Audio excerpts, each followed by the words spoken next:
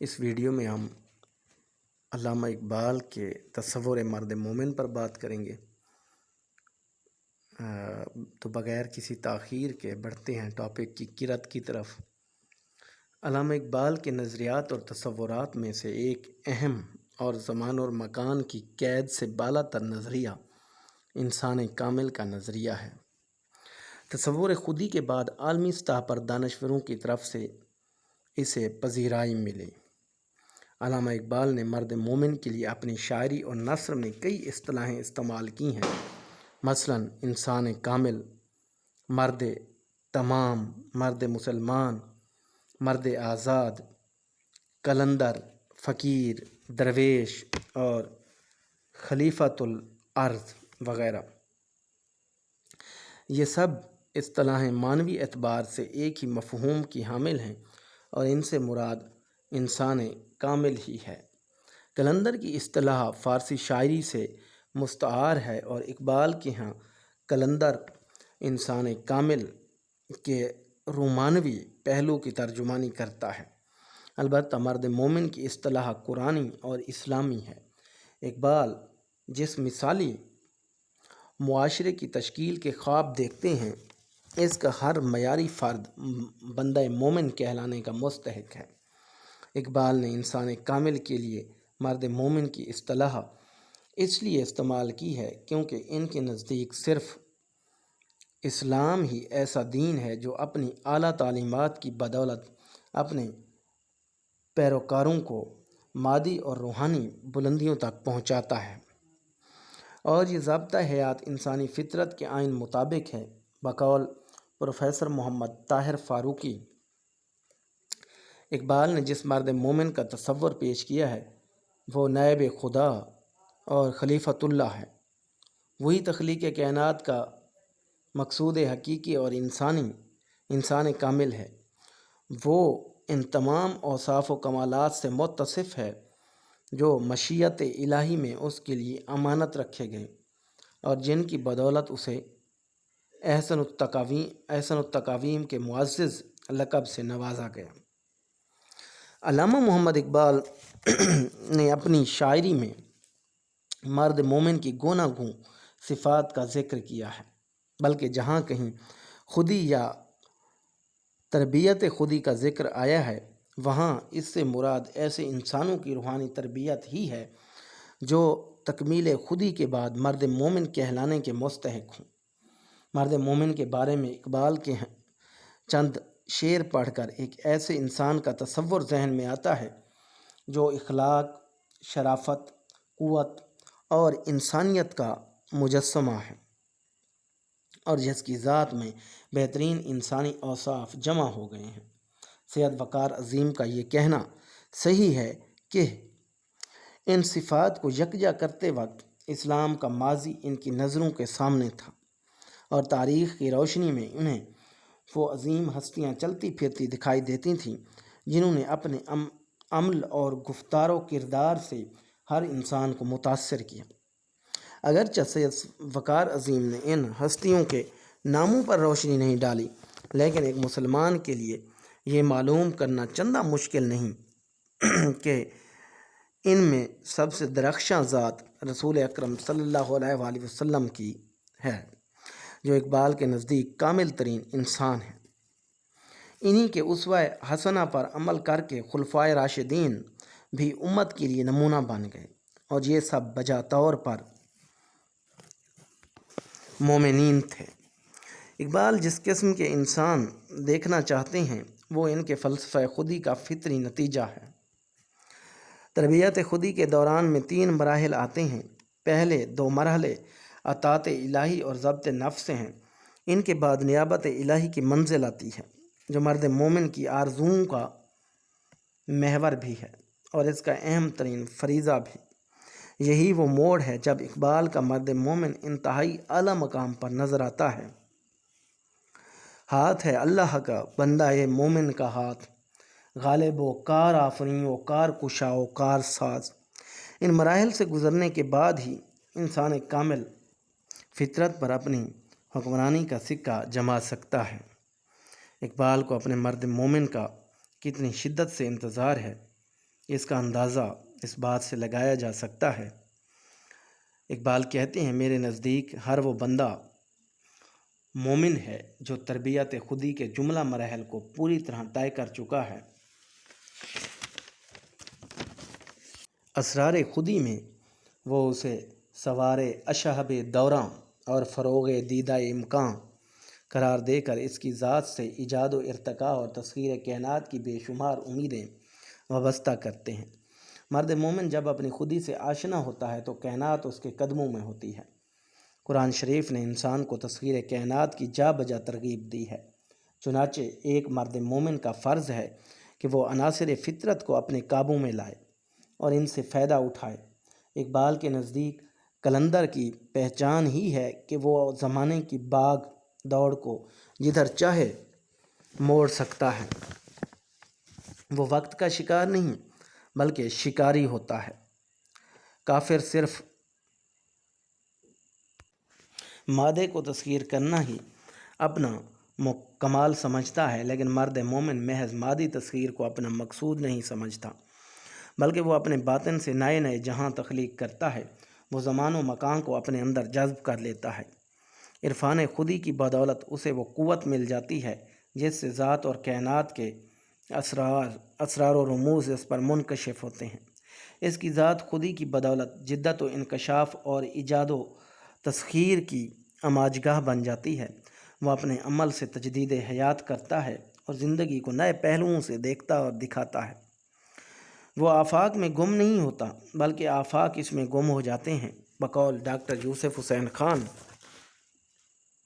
اپنے نفس میں فطرت کی تمام قوتوں کو مرتکز کرنے سے مرد مومن میں تسخیر عناصر کی غیر معمولی صلاحیتیں پیدا ہو جاتی ہیں، جن کے باعث وہ اپنے آپ کو نیابت الہی کا اہل ثابت کرتا ہے۔ اس کی نظر افراد کے افکار میں زلزلہ ڈال دیتی ہے اور اقوام کی تقدیر میں انقلاب پیدا کر دیتی ہے۔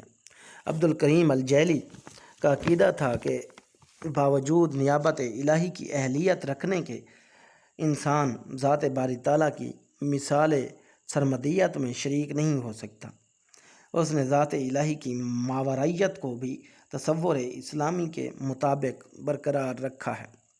اس کے نزدیک انسان کامل یا مرد مومن کی زندگی جو آئین الہی کے مطابق ہوتی ہے، فطرت کی تمام زندگی میں شریک ہو جاتی ہے اور اشیاء کی حقیقت کا راز اس پر منکشف ہو جاتا ہے۔ اس منزل پر پہنچ کر انسان کامل غرض کی حدود سے نکل کر جوہر کے دائرے میں داخل ہو جاتا ہے۔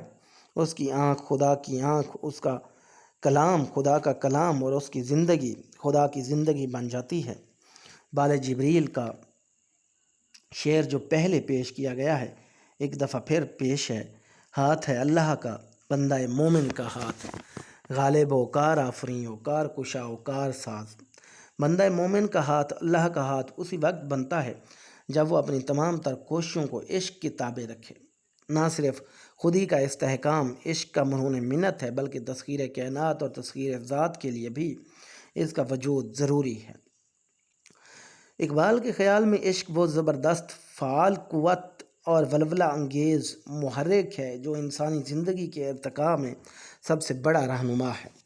یہی وجہ ہے کہ اقبال نے مرد مومن کی زندگی میں اس متحرک جذبے کو ایک اہم جگہ دی ہے۔ عشق انسان کو آگے بڑھنے کے لیے سرگرم عمل رکھتا ہے۔ یہ جذبہ مرد مومن کو اللہ اور اس کے رسول کی محبت کی بدولت حاصل ہوتا ہے۔ دل و نگاہ کا مسلمان ہونا عشق ہی کی بدولت ممکن ہے۔ عشق ہی کردار کی وہ پختگی عطا کرتا ہے جسے اقبال اپنی مخصوص اصطلاح میں مستی کردار کا نام دیتے ہیں۔ مستی کردار دراصل عمل اور جدوجہد کا دوسرا نام ہے۔ اقبال کے ہاں عمل پیہم پر جتنا زور ہے اتنا شاید ہی کسی اور چیز پر ہے، اور مرد مومن کے لیے تو عمل سے ایک لمحے کے لیے بھی مفر نہیں ہے۔ مرد مومن کی ذات جلالی اور جمالی دونوں کیفیات کا حسین امتزاج ہوتی ہے۔ بظاہر یہ دونوں متضاد کیفیات ہیں لیکن بباطن ایک دوسرے سے اتنی جدا نہیں ہیں۔ مرد مومن ان دونوں کیفیات کا حامل ہوتا ہے۔ وہ درویشی اور سلطانی، قاہری و دلبری، جلالی و جمالی اور ارضی و سماوی کیفیات کا مرقع ہوتا ہے۔ اس کے مضبوط جسم میں ایک درد آشنا دل ہوتا ہے اور اس کی سیرت میں نرمی اور سختی کی آمیزش ہوتی ہے۔ اس کا مزاج اس ندی کی طرح ہوتا ہے جو گلستانوں سے گزرے تو جوئے نغمہ خواں اور چٹانوں سے ٹکرائے تو اپنے اندر تندی اور تیزی پیدا کر دیتی ہے۔ مرد مومن کی ایک خوبی یہ بھی ہے کہ وہ جرت مند ہے، خوف اور حق گو ہوتا ہے۔ آئینے جواں مرداں حق گوئی و بے باکی، اللہ کے شیروں کو آتی نہیں روباہی۔ وہ نہ تو جابر اور قہر و حکمران سے خوفزدہ ہوتا ہے اور نہ ہی موت اسے ڈرا سکتی ہے۔ وہ ایمان کے ہتھیار سے لیس ہر حق و صداقت کا پرچم بلند کرتا ہے، حق و صداقت کا پرچم بلند کرتا ہے۔ وہ باطل قوتوں کے مقابلے میں ڈٹ جاتا ہے اور انہیں پوری قوت سے روکنے کی کوشش کرتا ہے۔ اپنی مقناطیسی شخصیت کی بدولت وہ معاشرے کو اس نصب العین کی طرف کھینچ لاتا ہے جو اس کا مقصود زندگی ہے۔ یہی وہ مقام ہے جب اس کی ذات ہر لمحہ نئی آن اور نئی شان سے دوچار ہوتی ہے اور اس کی گفتار اور کردار اللہ کی برہان بن جاتی ہے۔ اقبال کے مرد مومن کی ایک امتیازی صفت یہ بھی ہے کہ وہ صاحب فقر و استغنا ہوتا ہے۔ وہ نیٹشے کے مرد برتر کی طرح غرور اور تکبر کا مجسمہ نہیں ہوتا۔ شاید اسی لیے اقبال کے ہاں فقر کو اتنی زیادہ اہمیت حاصل ہے۔ اسلام کو بھی فقر غیور کا نام دیتے ہیں اور مسلمانوں کو درویشی، فقر اور قلندری اختیار کرنے کی بار بار تاکید کرتے ہیں۔ اقبال کے نزدیک فقر تکمیل خودی کے لیے ایک لازمی عنصر کی حیثیت رکھتا ہے، اس لیے مرد مومن کی زندگی میں فقر ایک برتر مقام رکھتا ہے۔ کہتے ہیں میرا تاریخ امیری نہیں فقیری ہے، خودی نہ بیچ غریبی میں نام پیدا کر۔ اقبال کے کلام میں مرد مومن کی صفات اس قدر وضاحت سے پیش کی گئی ہیں کہ محض سرسری مطالعے سے بھی اس کی شخصیت اور کردار کے تمام پہلو روشن ہو جاتے ہیں۔ متعلقہ اشعار کا جائزہ لیا جائے تو اقبال کے مرد مومن کی درج ذیل خصوصیات ہمارے سامنے آتی ہیں۔ عدل، حیا، جوش عمل، خوف خدا، قلب سلیم، قوت، فقر، صدق، قہاری، غفاری، قدوسی، جبروت، بلند پروازی، پاک ضمیری، بے نیازی، مقاصد آفرینی، دل آویزی، دل نوازی، نرمی گفتار، گرمی جستجو، نیکی و پاک بازی اور ایمان کی پختگی، یہی وہ اعلیٰ صفات ہیں جو اسلام ایک معیاری مسلمان میں دیکھنا چاہتا ہے، جو ایک صالح معاشرے کے لیے یا معاشرے کے قیام کے لیے لازمی عناصر کی حیثیت رکھتی ہیں۔ مناسب ہوگا کہ اقبال کی 8 اشعار پر مشتمل نظم مرد مسلمان پیش کی جائے جو مرد مومن میں بیان کی گئی ہے۔ مذکورہ بالا خوبیوں کو اپنے اندر سموئے ہوئے ہیں۔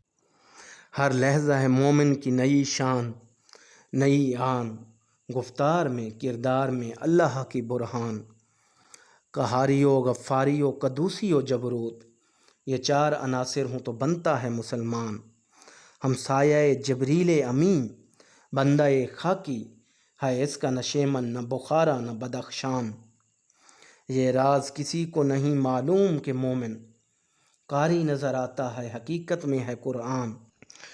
قدرت کے مقاصد کا عیار اس کے ارادے، دنیا میں بھی میزبان قیامت میں بھی میزبان، جس سے جگر لالا میں ٹھنڈک ہو وہ شبنم، دریاؤں کے دل جس سے دہل جائیں وہ طوفان، فطرت کا سرود ازلی اس کے شب و روز، آہنگ میں یکتا صفت سورہ رحمان، بنتے ہیں میری کارگاہ فکر میں انجم، لے اپنے مقدر کے ستارے کو تو پہچان۔ اس نظم کے علاوہ ضرب کلیم میں لا الہ الا اللہ،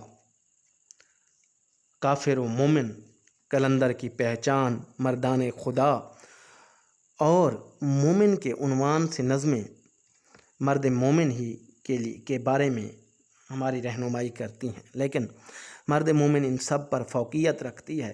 اس کا ہر شعر اپنے طور پر اکائی ہے اور پوری نظم فکر و فن کا ایک ایسا معجزہ ہے جس کی مثال اگر نایاب نہیں تو کامیاب ضرور ہے۔ اگر یہ کہا جائے تو بے جا نہ ہوگا کہ مرد مسلمان کے اشعار میں اقبال نے انسان کامل کا تصور کھینچ کر رکھ دیا ہے، اور مرد مومن سے متعلق عام موضوعات کو اس نظم میں بہت چابک دستی سے سمویا گیا ہے۔ بقول سید وقار عظیم، اقبال نے اپنے فلسفیانہ پیغام حیات کے ذریعے آج کے انسان کو یہ بتانے کی کوشش کی ہے کہ ماضی کا انسان اس عرفہ اور اعلیٰ مقام پر پہنچ چکا ہے جہاں زندگی نے اسے جبریل و اسرائیل کے صیاد کی حیثیت سے دیکھا ہے، اور عہد حاضر کا انسان اگر ماضی کے اس انسان کی شان کی مثال سامنے رکھ کر اس راہ پر گامزن ہو جو مقصود فطرت ہے، تو وہ بھی اس مقام میں بلند تک پہنچ سکتا ہے، اور یہی زندگی کی معراج ہے۔ انسانی زندگی کی معراج کا یہ تصور اقبال نے اس انسان کامل کی صورت میں پیش کیا ہے، جس کا نام اقبال کی فکر میں مرد مومن ہے۔ اس کے ساتھ ہی ہمارے اس موضوع کا اختتام ہوتا ہے۔ اگر میری یہ کاوش اچھی لگے تو چینل کو سبسکرائب کر کے ضرور حوصلہ افزائی کریں۔ اپنا بہت سا خیال رکھیں۔ اللہ حافظ۔